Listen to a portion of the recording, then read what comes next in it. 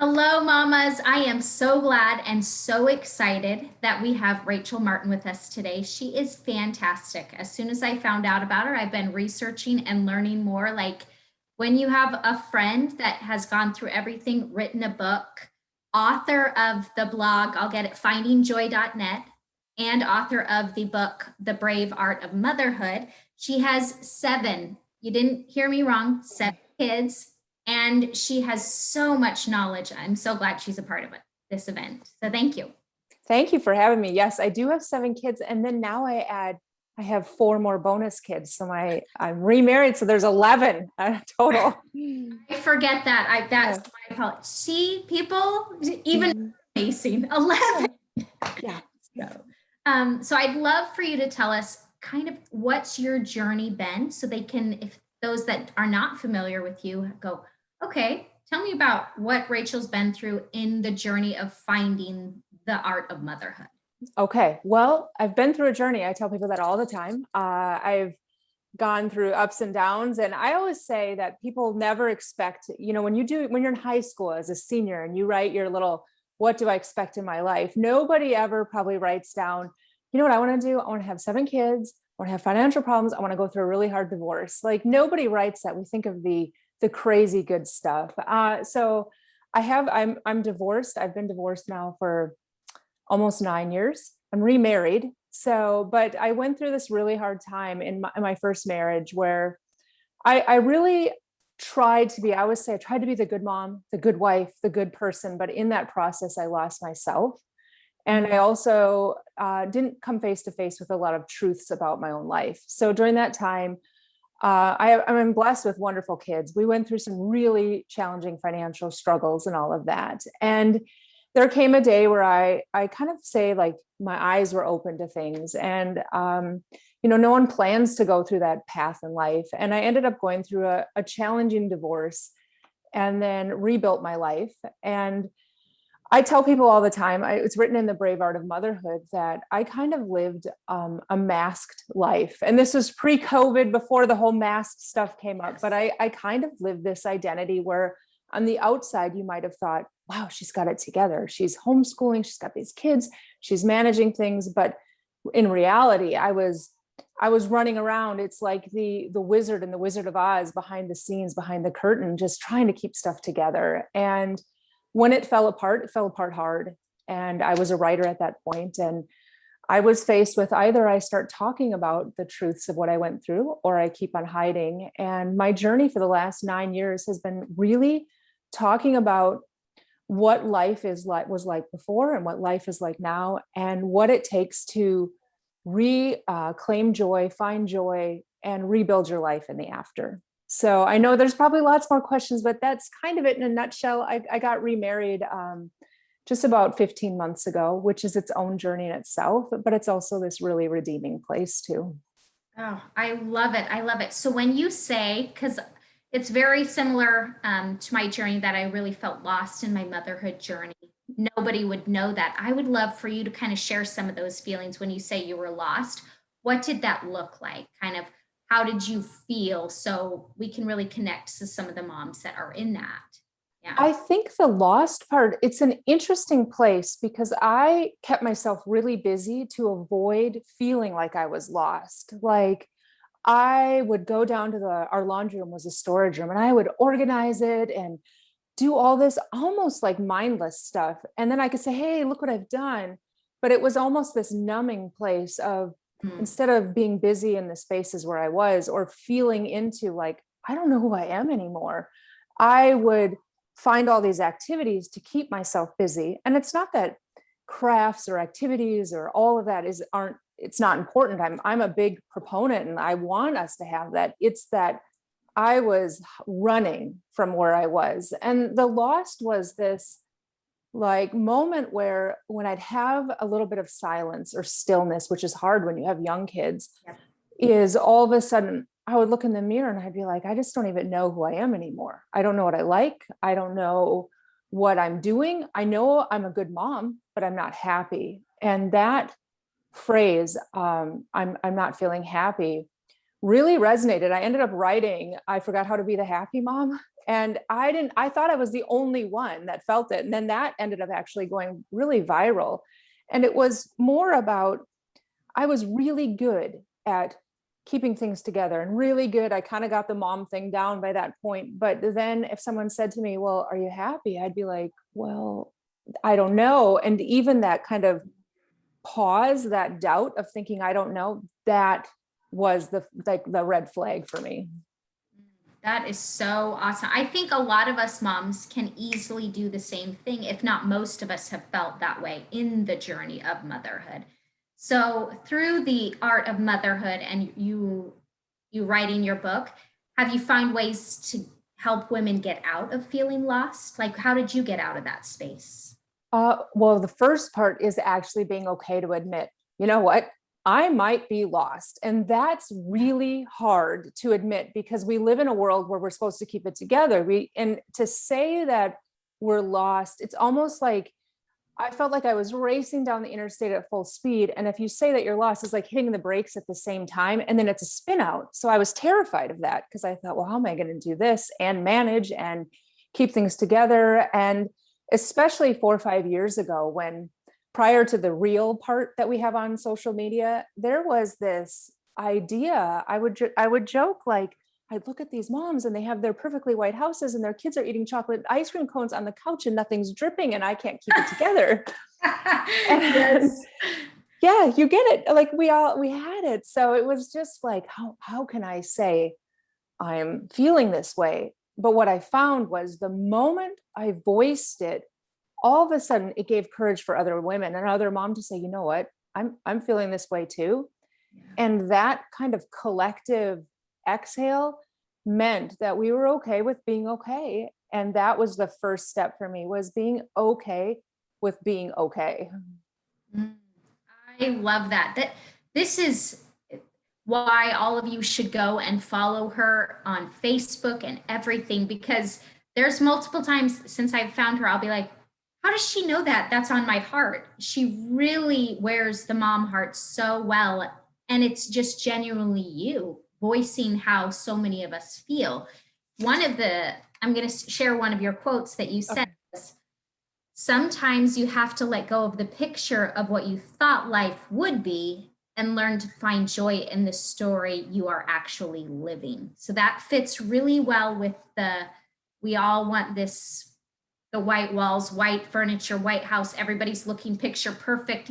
And in reality, we all know that's a picture, but for some reason we get caught on that spinning wheel.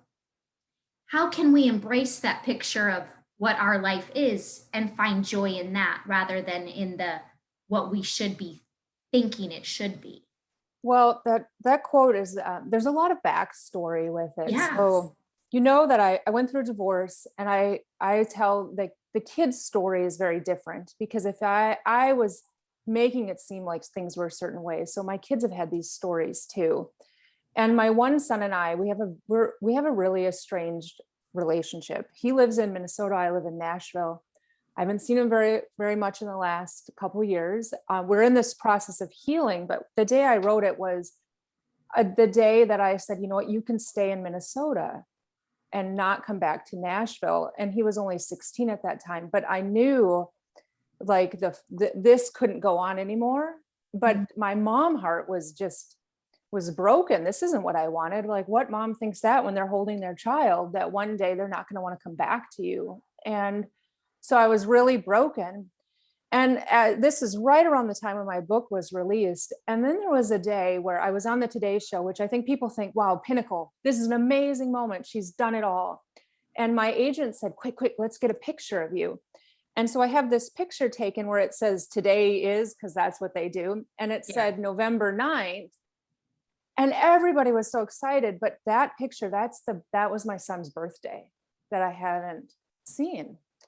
And so that was like moments before I was supposed to go on. And I thought, there's this picture of me standing there and it looks like it's all together. And in reality, it was this bittersweet.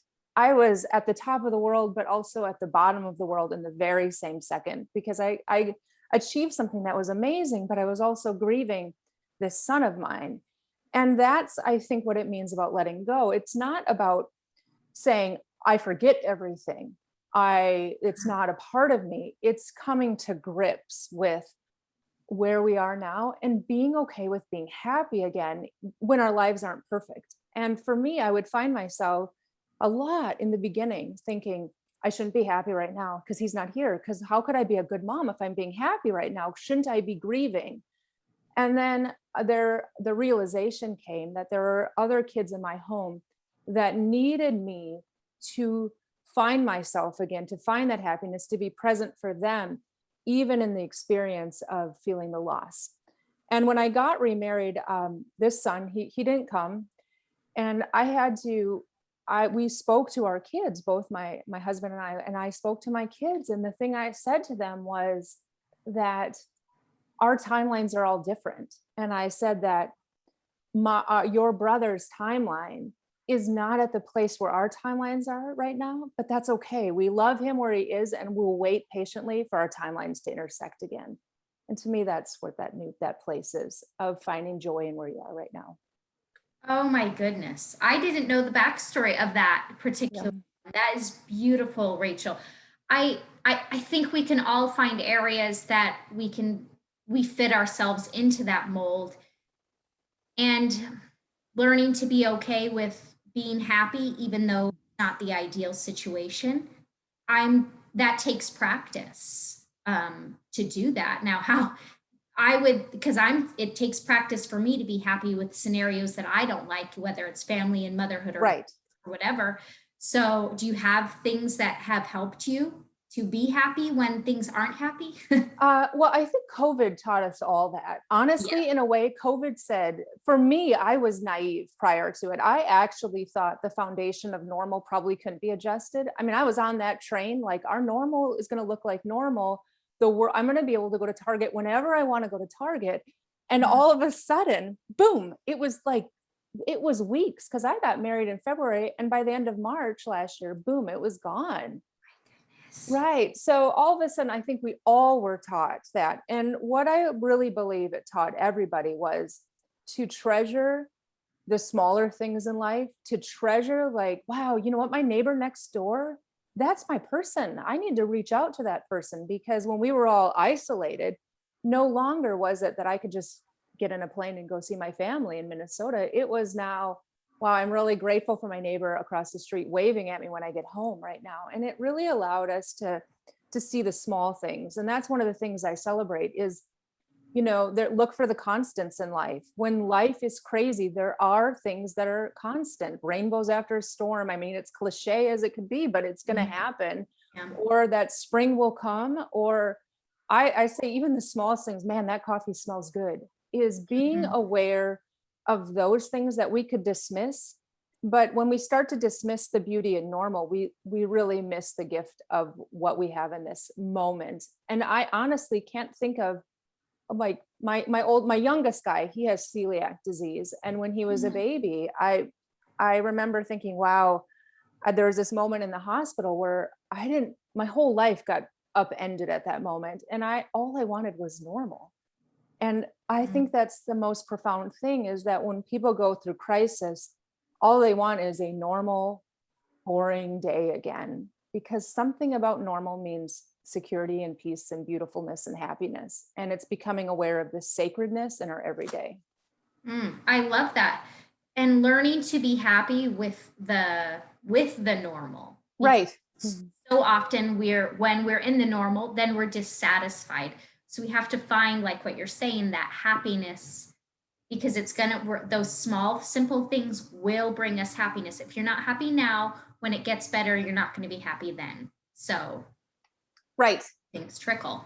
It's so true, because even, like, for me, I went through severe financial problems, right? But now I'm in a different place in life, and I can see how you could put your eggs, like, when this is fixed, then I'll be happy. And it's really about deciding, you know what, I'm worth being happy now and figuring it out now, versus waiting for this hypothetical ideal to happen, because otherwise you're running after it your entire life, and that's exhausting. So true. So I mean, every season of motherhood, every season of life applies to everything you teach. You also teach about this letting your light shine and stop being small. I want you to touch on that because um, it's kind of a spin off of this in an opposite direction. But I think too often women don't let their light shine, don't be themselves, and are living underprivileged. And you talk about that. And they doubt themselves, they don't do what they'd like. Talk about that. Well, I honestly believe it's kind of ingrained in us as women. I think that I tell people all the time, for most of history, women would have done anything to do what you and I are doing. We're on a platform, we're getting to use our voice, we're getting to put it out into the world and influence other women. And if you look at history, any other time, women were thought to be lesser, smaller, be quiet, stay in the corner, don't make a fuss, all of that. And right now, I think it's one of the greatest privileges I have is the ability to be able to speak and spread a bit of hope, to speak up and vocalize, to be able to not live small. And I say for women, one of the things I want us to do is, it's easy sometimes to get into comparison or infighting or looking at that or thinking I should be like that. But if we realize that we're taking away from this extraordinary gift, we have this gift right now to influence the next generation, to create change, to talk about things, then the small things that we bicker about or that should fade away because it's really inconsequential. And there's that viral picture years ago about fixing somebody's crown. I think there's something beautiful about that, in saying, I love you for what you contribute to this world. And this is a person I think that you should meet, and all of that, and letting go of the comparison. And when you can let go of it, you realize that we all have inside us this spark, this light, this like influence of other people, and it's no longer dimmed by what other people say. I always say, like, life is too short to live in the boxes that other people put around you. And whether it's role or what you grew up thinking, or even your own idea of like, well, maybe I shouldn't say that, what if I ruffle the feathers? Life is too short. I am sure I'm not going to if I get to live to be 85, I don't want to sit on I always say, I don't want to sit on the rocking chair sipping my lemonade thinking, wow, with regrets. I want to think, you know what? I'm really glad I tried. Even if I failed, I'm really glad I tried. That fits so well. So with you starting, because you've started now multiple businesses. I have. She is a serial entrepreneur. She's got it. I'm learning, like, she'll tell me, oh, I do this. I'm like, you do that too. Okay. So you learn to go, you know what, I'm going to play big. I'm going to do these things. But how did you even start that journey of writing? And is anybody going to like this? Because that's what happens to a lot of us. We go, will anybody read this? Will anybody like it? Are people going to hate it? Or, all that comparison. How did you get started and kind of, so to speak, fight those demons? Well, it is fighting the demons, but part of it's for me, it was thinking in all of my writing, like I'm having a conversation with a friend across from the table. If I can extend my hand through the digital world, then I've done my job. But it's also in realizing every single person out there, every single business, everybody starts at zero. Target puts out a Facebook post, they start at zero. Elon Musk, whoever you want to think of, Zuckerberg, everybody starts at zero. And every idea starts there too. And if I allow the zero or the start to stop me, then I'm missing out on what could happen afterwards. And so it became less about the zero and recognizing, you know what, if 4 people like this, that is 4 people who I've influenced and touched and connected with, and celebrating the 4, whether it's 4 or 4,000 or 4 million. And when you can, it is in the beginning, you have to kind of go, I can't compare. I would love to be like that. I would love to learn, but this is my lane right now. And being okay with the start. I think a lot of times we don't start because we think that we should be at 1,000. You read, you can change your life in 6 weeks with 2 hours a day at thinking 4 thoughts. Well, life isn't like that. It's a process. It's this building. If you look at my Facebook page, just this I think a couple months ago, I got congratulations on 10 years of managing this page. And the first thought I actually wrote was, I guess I might give this Facebook thing a try. We'll see how it goes. Yeah. The very first thing I ever wrote. So there was something about that of, I guess I might try. And that's, I think, what it is, like the courage to try. I love that. The courage to try, because you, if you read her book, people, but the courage to overcome financial distress in a really hard way, the courage to write a book, the courage to start other businesses. You have embraced that courage. With motherhood, some moms feel like, well, I kind of stuck myself in the mom box and I don't know that I can do anything else. Would you touch on that for me? Like, we get thinking, well, no, moms are supposed to only do this, and that's how they get lost, is when they do the I'm only supposed to do this, and they won't jump into writing or things like that. But how can they be brave? I want to touch on this. Well, I also think, first of all, it depends upon the season of motherhood you're in. When my kids were, when they were little, and people always say to me, well, you can handle it because you've had all these kids. And I'm like, well, every season was a season. I had to learn how to manage too. And I really want us to be honoring of the season of life that we're in. Is when I had 2 under 3, I probably wouldn't have trained for a marathon because there's just no way. I at that point, I always say, when you have little kids, your job really is keeping them alive, because you follow them around all the time. And that's all don't touch that, don't do that, don't do that. And that's what you do. Yeah. Now that I have older kids, it's like I have I can catch my breath again. There's more space within my time. But I will say that it's really easy. One of the reasons I think sometimes we stop as moms, and I think it was there was a movie about it, about moms, where we have this idea, like, if we do something big, in the back corner, someone's gonna be like, well, who does she think she is? She shouldn't be doing that. Shouldn't she be doing that? Or if we decide to do something different, we have to let go of something else. We all have 24 hours. And it's like deciding, you know what, I'm going to say no to this, but yes to this. And sometimes when we say no to something, it could ruffle feathers, or it might actually put somebody else in a position where they're like, oh, and we rock the boat in a way that's not bad about us. It actually is allowing somebody else to go, you know what, why am I doing that too? So it's getting over that kind of internal chatter. To me, it's a lot of internal chatter. And then prioritizing is it kind of started. And if in the book it's there, is I didn't want my kids to go, well, she was a really good mom, but she wasn't happy. I just didn't want that. And I really wanted them to go, you know what, she was a good mom, but she took care of herself, or she was a good mom, and there was this part of her that we love. And I give the example of, my parents taught me to play piano when I was really young, invested all these tons of money. My dad would sit next to me, make sure I practiced. And my kids' favorite thing is if I play piano now. It's not about me fixing them food or doing anything else. It's a skill that I have that my kids like. And I think what it is it's this facet of me as a person, not just as a mom, where they get to go, you know what, she has that.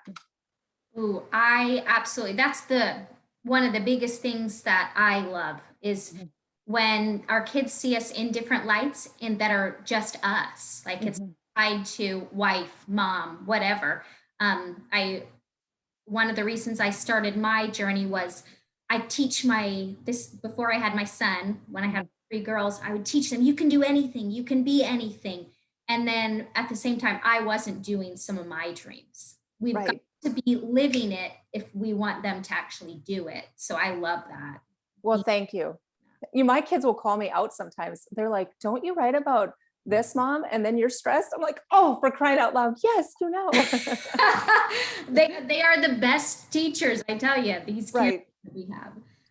So touch on now your freebie. You're giving us the Dear Mom letter ebook. I want to know all about it. Mamas, what you do is you click on the link below, put your email in it, and you'll get sent this Dear Mom letters. and I want to tell them all about it. Okay. So my Dear Mom letters, there's a collection of letters that I've written to moms. Some of them you've seen. One of them, actually, I revised it and wrote it, and I believe it's in there. It's about being the happy mom. Or there's one of the first things I ever wrote that went viral was to the mom who feels like she's failing. And I put a picture of my kitchen sink on there. People are like, where'd you get that stock photo? I'm like, that's my sink. And it was full of dishes and stuff. But it's really about these letters of, I really think that when we're in those moments of whatever it is, not feeling like we're enough or dealing with little kids, is we think that we're alone. And I think a lot of times the world will say, here's all the answers. But the first part of, like, if you and I were having a conversation and you were sitting with me, I wouldn't give you the answers right away. First of all, I would say, listen, I hear you. I hear you. You know what? You're not alone. I hear you. I can see it. I understand. A friend of mine would be like, you know what? You can just breathe. It's okay. And then it moves into this place of encouragement of, you know, maybe you don't have to go out and change the world right now, but if you just do one thing, maybe go take a walk or make yourself a cup of coffee or look for something beautiful. And that's what they are. It's just a collection of letters that I always think, like, it's like, if you're having a bad day, you can look, okay, I'm gonna look, Dear Mom, having a bad day. I'm gonna read this one today, because then I'll know I'm not alone. Oh, I love that. You're going to want this in the bathroom, by the Yeah. nightstand, all the places that maybe we get 5 minutes to ourselves. Just pick up a Dear Mom letter and you're going to think that you're great. And that's the point. That's when you read Rachel's, her book or Facebook, all of the stuff, you feel like a pick me up, like it's in the pocket, like a pocket cheerleader. Like, I got this. Thank you, Rachel. So you write inspiring words, Rachel. Know that. Well, that is very kind. I do like to think that one of the places, the gifts that I get to be in life is, if you're running a race, I'm the person like running beside you, yelling, you can do this, you can do this, you can do this. And my daughter, my third daughter, she's in the US Space Force. She just went through, I know, it's very cool. And she just went through basic training. But before she left, one of my greatest gifts was getting to run with her to get her ready for it.